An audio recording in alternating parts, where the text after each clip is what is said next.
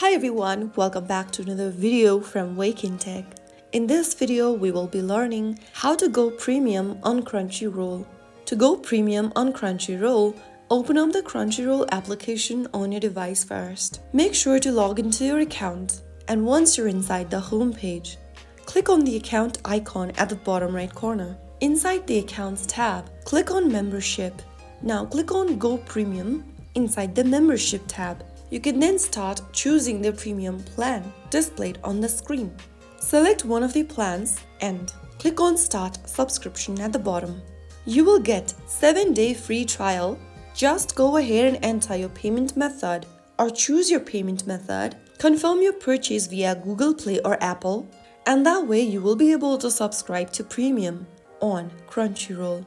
Once you are done, your account will be upgraded and you can enjoy Crunchyroll with no ads, offline viewing, early access to new episodes, and access to the full library. And that is it. I hope the video was helpful. If it was, don't forget to like, share, and subscribe. I'll be back in the next video. Thank you for watching.